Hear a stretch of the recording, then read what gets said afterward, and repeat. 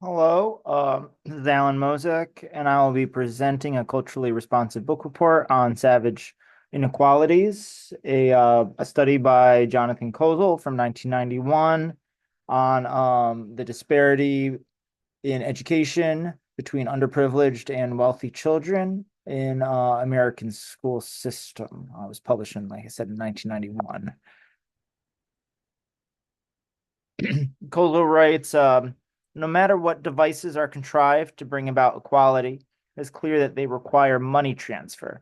And the largest source of money is the portion of the population that possesses the most money. So, Kozol, he focuses on the importance of um, resources to education, and the this sort of imbalance that the American myth, the concept of competition and meritocracy, that very capitalist-driven system, how that meritocracy frame of mind continues to disadvantage lower-income children and place them on the losing side of this winners-losers sort of dichotomy.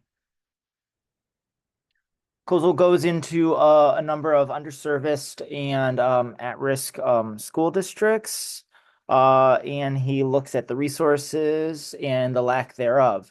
He goes to East St. Louis in Illinois, where there was a struggling economy, high crime rate, many public health alarms. So this includes, and this is key, the school is situated between two chemical plants, Pfizer and Monsanto, two large corporate interests, and there was a chemical sewage plant runoff, which would run so the chemicals and the deleterious agents were in the community. And he even makes a metaphor of how these students were seen as could be seen as like um, a cultural manifestation of that sort of runoff, rather than being allowed to be the autonomous, brilliant, and engaged members of society. The public schools did represent the largest source of paid income in the area, but they were underserviced and there was low teacher oversight. While Kozol was walking through the school with a principal,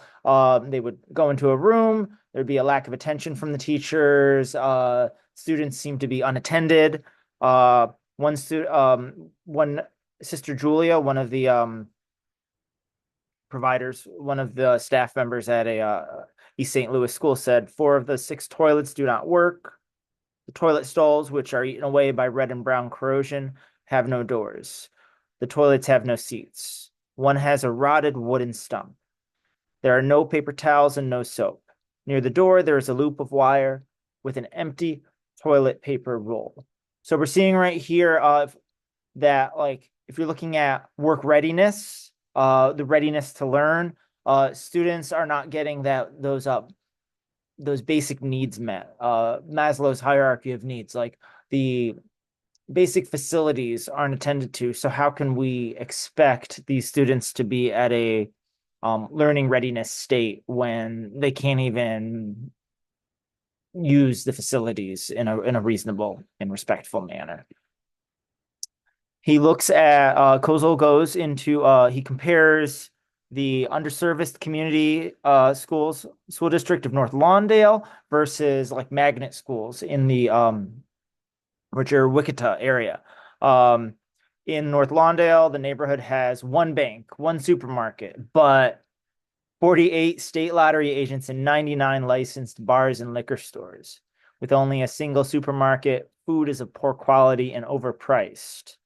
So we're seeing that sort of food desert again, going into Maslow's hierarchy of needs.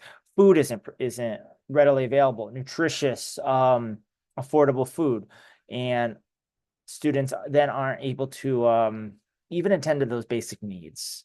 And it's predicted that more students in the North Lawndale schools will be incarcerated than graduate. And the city was seeking aid from a myriad outside organizations, federal departments of housing and urban development, EPA, U.S. Congress. Illinois State Board of Education, as well as religious, health, medical organizations.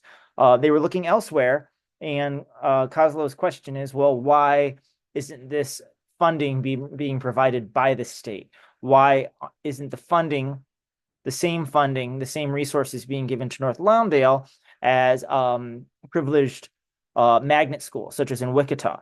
And Kozol also argues that the very conception of these magnet schools and the tickets for the magnet schools, there's a some sort of flaw in that reasoning, because rather than focusing on a few privileged students from North Lawndale being able to escape to a better performing school, there should be that focus on improving the schools in the community. So there's that community focus throughout. He then looks at Camden, New Jersey. Again, we're seeing a lot of the same trends: major economic isolation. And also, this is key to what we're gonna talk about a court case later on. There's a reduced share of taxable value to its citizens. So students, the citizens in these districts, they are lower income. So that taxable base isn't providing the necessary fiscal financial foundation to provide the needs, to provide the resources. And also these schools in Camden, Kozol found that they were focusing on vocational education at the expense of academics. So it wasn't core based, it wasn't standards based. It was simply not giving students a choice. It was just saying, okay, there was this presupposition that students weren't going to so-called amount to much, so why even try? Versus the magnet schools, where students were given a choice of what they want to follow, what sort of education they want to pursue, and are given those academic opportunities. And over 50% of the schools Kozol visited, they were overcrowded. And this is key. They had no libraries, often no gymnasiums, and lacked up-to-date computer labs, if they even had labs. And race is just a strong indicator of what resources will be allocated for the individuals. So the book doesn't really touch on it, but it's very much a contemporary sort of topic. There's redlining. With the redlining, these schools were conspicuously within those redlined areas, which are sort of consigned. They're unofficially segregated, and that's the whole thing. Kozol's talking about how, despite the lack of any sort of even despite so-called legislation which is prohibiting segregation, this separation into winners and losers is still occurring, which is what we call now this systemic racism. An important case then that the book closes out on is the Demetrio Rodriguez and the San Antonio Independent School District versus Rodriguez. So parents got together and they alleged that this state funding violated the school financing, violated the 14th Amendment, that the funding wasn't sufficient, and that this lack of funding, it was segregating the population into the winners and the losers, and this was a wealth-based discrimination. Edgewood, Rodriguez and the other parents, they saw how the Edgewood district, there was lower income and lower tax base. So there's that lack of internal funding. And there's that disparity in the lower income and the wealthy districts. Huge disparities in classroom size, access to books, teacher pupil ratio, and counselor pupil ratio. And those dropout rates were high. Going back to what I said earlier, in the other communities, how students were more likely to be incarcerated at a young age than to graduate. Shockingly enough, Justice Lewis Powell even stated that the right to be educated was not explicitly or implicitly found in the U.S. Constitution, and the court held that only a minimum level of education was required via the Constitution. There were in '89, there were a number of this was partially overturned, and there was some progress, but Kozol he expresses that frustration that is anything really happening. This is the revenge of wealth against the poor. If the schools must actually be equal, they are saying, then we'll undercut them all. Again, the book Savage Inequalities, it really touches on some very prescient and topical to 2024, 2025 issues of quality versus equity. And so these tiered systems which were in place, which supposedly ostentatiously they are equal, a tiered system with a magnet school, they often dramatically negatively impact the underprivileged students more than a wealthy or privileged young student. And Kozol often returns to this idea that a single notion of value does not cover all the factors of one environment in real life circumstances. So that there can't be one sort of like one size fits all. Different people from different communities have different realities. And that's where we touch upon like equity, where equal does not equitable does not mean providing the same access, because some districts do not have that access to the food. They might be in proximity to a sewage facility, to factories, and industrialized zone. We're going to this concept of American concept, capitalist concept of competition. And many Americans still frame U.S. society within that lens of meritocracy. And Kozol is questioning that. Non-academic arenas are representing the real face of this competition. So it's not like necessarily the arena isn't who's scoring highest. It goes underneath that to some of those Maslow's hierarchy of needs, to access to medical care, basic resources, affordable housing, related services. So it's a lot to unpack. The book is Kozol ends the book frustrated with the state of affairs in American education in the early 90s. I'm sure many people today still share that sort of frustration. But how can this be translated into classroom implications? So I was thinking one takeaway was to provide standards-based instruction that addresses real life implications. So instead of just simply giving up on students and simply focusing on vocational skills, to have to acknowledge community instruction, community-based instruction, the importance of the community, but to make certain that standards are always being addressed, that the academic skills are being related to real life situations, there's real life implications, bringing community leaders into the classroom to make those connections. So it's a lot of it's these connections between community with academic, with the academic goals, and to provide the relevant and motivating lessons and texts.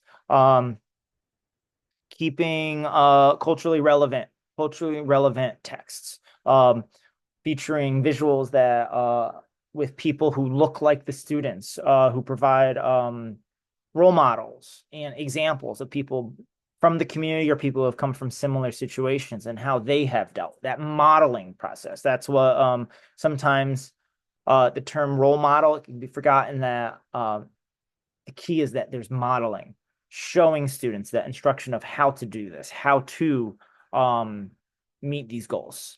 Also, flexibility with online learning, because internet access. This book was written in 1991, so it doesn't quite touch on this, but that digital landscape, understanding that students might have inconsistent Wi-Fi or online access, to provide a little bit of grace with students, and also to address inappropriate comments in a fashion where it's like a 4-step process: to pause when an inappropriate comment occurs, to address it, to discuss it individually as a group discussion, and then to follow up at a later date. Another idea was you could have students bring in 3 objects which define them. That's just like a fun activity where maybe like put the ball in the student's court, have them guide instruction. What type of resources? I think library resources could be very important, because access to books, we were talking about how like resources are often that's the key where individuals don't always have access to all of the resources. And a library can provide access to books, different services, community supports, and that Wi-Fi, that Wi-Fi access. Focusing on hiring individuals from the community, people to have staff and professionals who look like the students that they're servicing. Early intervention to start early and not wait until students are so-called at risk, but to provide these baseline early intervention services at the first indication that there's an at-risk situation. Parent and family communication and involvement, also to attend to those Maslow's hierarchy of needs, also to use evidence-based instruction and to incorporate social workers and transition care coordinators to speak to families and any sort of like stakeholders with a clear jargon-free verbiage so that parents and stakeholders are aware of what resources are available, and these social workers and coordinators can provide access to students and their families to different additional services that can help them.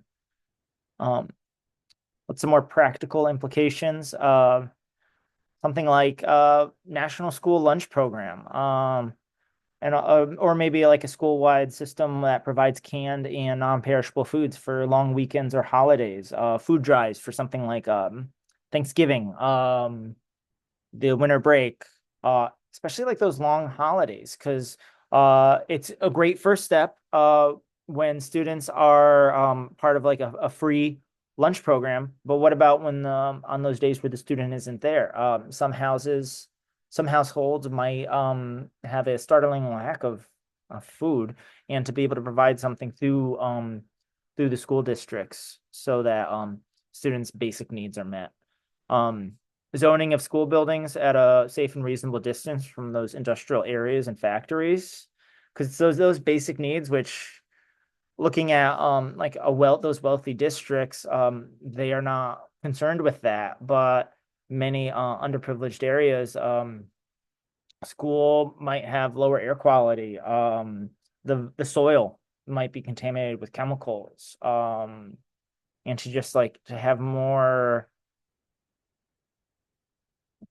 care on a legislative level about like what's this zoning, and how does it look in the lower income areas compared to out in the suburbs.